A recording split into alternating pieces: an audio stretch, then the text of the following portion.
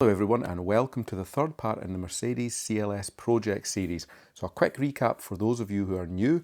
Part 1 was an overview of the Grand Edition, a walk round and test drive. Part 2 was how I fixed the exhaust for less than a tenner, and now in this video I'll get stuck into some suspension work. I initially thought there would only be a single arm to replace on the front right, but as you will see the job escalated into 2 arms, a drop link, inner tie rods, track rod ends and a wheel bearing adjustment. So by the end of this video, you'll get an idea of the kind of repairs you'll end up making on a higher mileage CLS. Now let's get stuck into the work. My name's Chris and welcome to Retro Ratchet.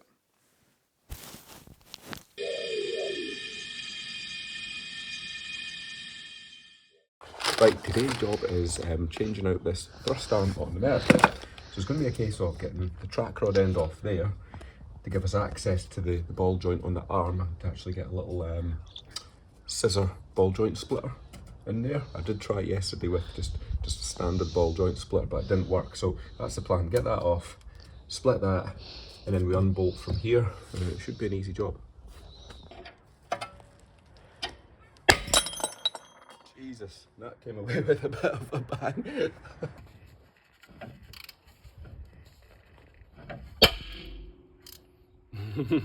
Here we go, at least it came out. Next part, under tray off. Get access to the other end of this arm. Should just be 8mm bolts.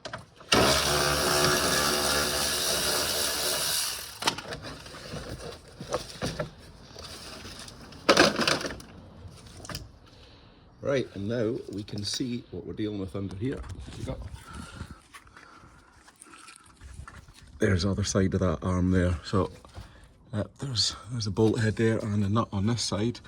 And the good thing about this is we've got clearance to get the full bolt out.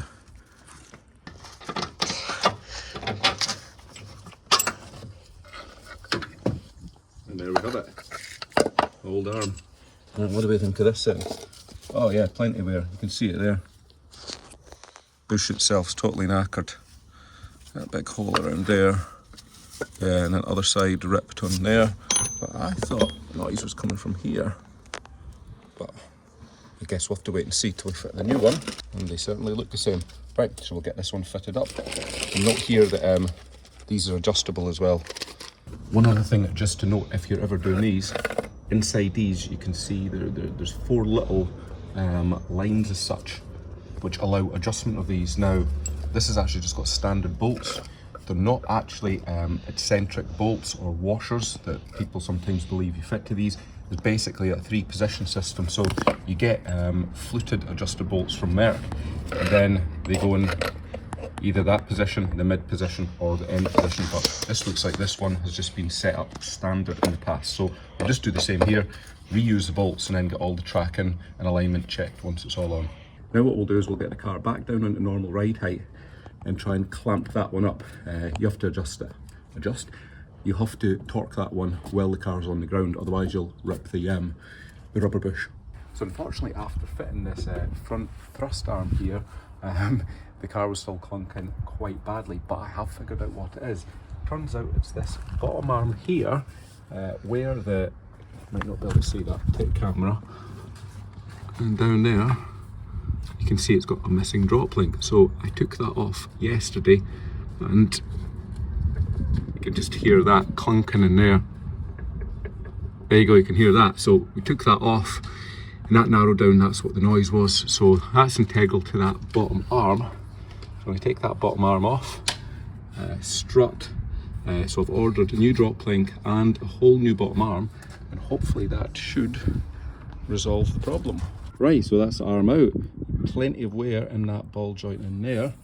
So yeah, it was just a case of getting that bolt off there, splitting the ball joint apart there, shock, and the drop link was already off.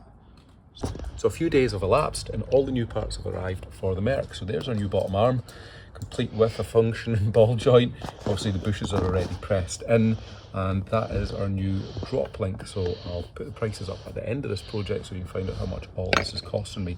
So we'll go ahead and get these fitted now, and then we'll cut back in when we're done. Right, there we have the bottom arm fitted and the drop link. So all we've got to do now is torque everything up. That one needs to be torqued up with the car on the ground, as does that one. These ones, I don't think it matters. maybe that one actually, but that one certainly doesn't matter because that's a ball joint. And that one doesn't matter either around there because that's also a ball joint. So we'll get them done now. Right then, we're now back on the CLS. A few wee jobs to do today. Track rod ends, we're going to fit these two. These here, I've got a couple of new bottom arm bolts that I'd like to put on along with the nuts. These are for these ones here, so this thrust arm here, and then just this bottom, I guess you'd call it a strut arm. So yeah, I thought I'd replace them just before I got the tracking done because they weren't the best, the one that came off. So it should just be a case of putting them in, getting load back on the car, tightening them, doing the track rod ends, and then going and getting the wheel alignment done. There we go, driver's side track rod end is now off. You need to put on literally a 2-minute job. They are quite tight, these, and there was quite a bit of corrosion around there, but it did come off eventually. So we'll get that stuck on now. And then the last 90 degrees.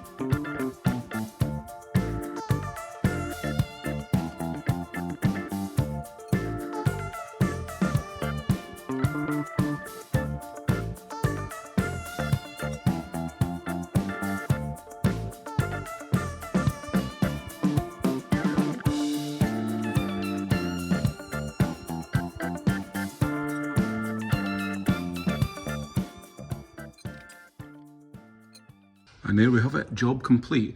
I'll quickly put up on the screen the weird position to get the ramp in to actually get that tightened. So that one's done and that one's done. Under trays are back on and we have our 2 new track rod ends. So we'll take it for a test drive and see how it goes. Right, today's job is going to be on the Merc CLS. What we've got is this. You'll probably hear that on the camera. That appears to be a wee bit too much wheel bearing end float. So they are adjustable in these, so I'm going to show you the process. Whether it's the right process, who knows, but we'll have a go at seeing if we can tighten that up a wee bit.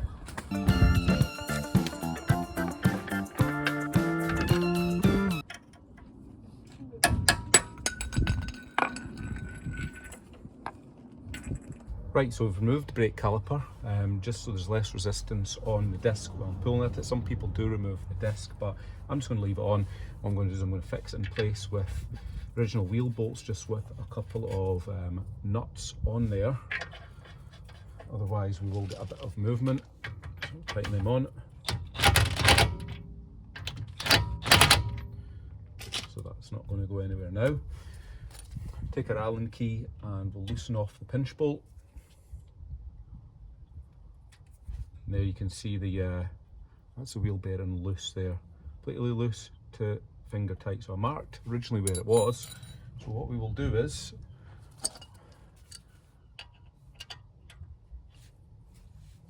we'll attach on the dial gauge.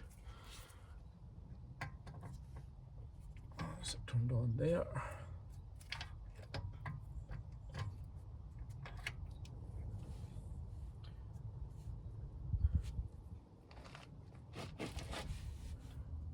Zero it best we can. Right, that's just got 0. So let's have a look, see how much play you actually have.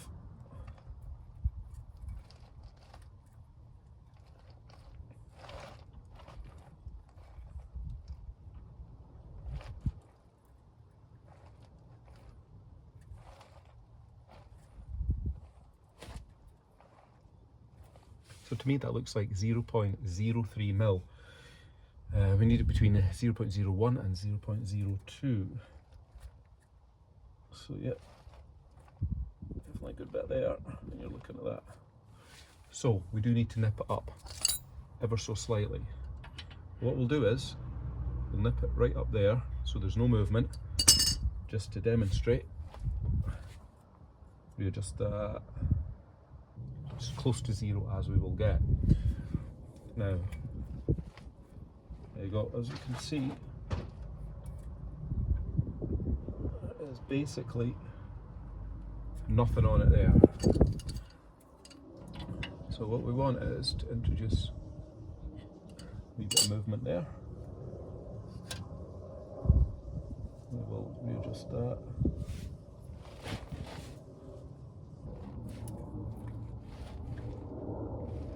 So we've not got 0.01, got too little. Looking at that, so twist it some more. Like that.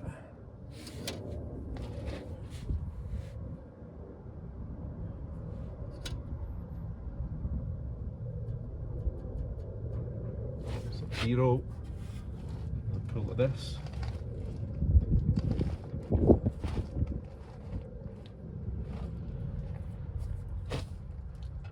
That looks not too bad to me.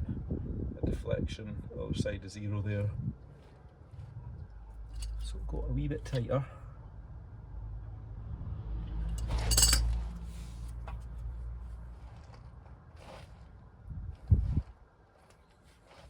So it's just under the 0.02. Yeah, I don't want to go too much tighter with that at the moment.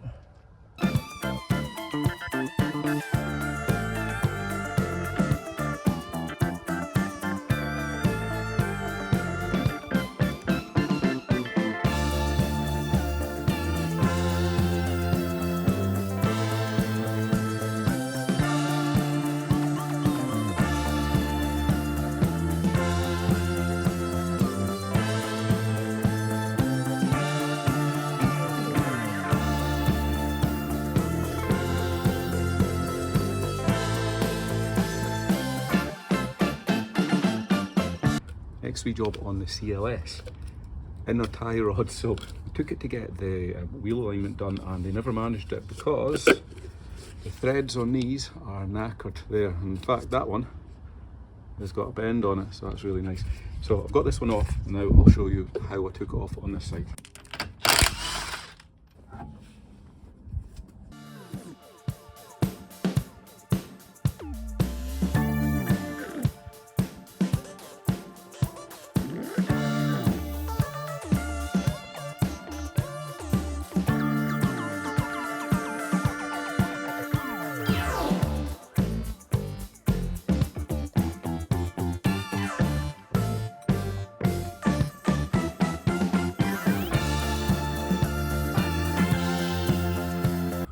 Yeah, threads are completely done. Mercedes item, so it's probably original. It's quite worn, not too much play in it, but it is quite loose. So we'll get those bolts, get those nuts off, then we can salvage a gator, and then we'll fit the new ones.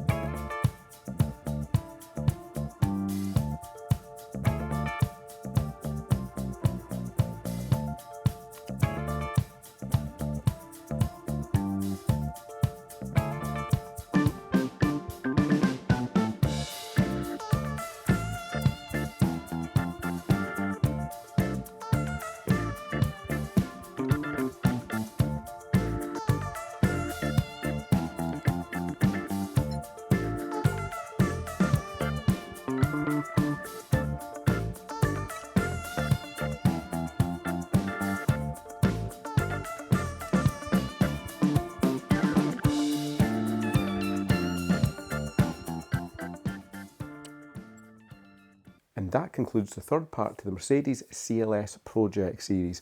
So just after this was shot, we completed about a 1,000-mile road trip in the car without fault. So I think mechanically we're in a decent position with it. So I hope you all found that interesting, and I'll catch you all for part 4.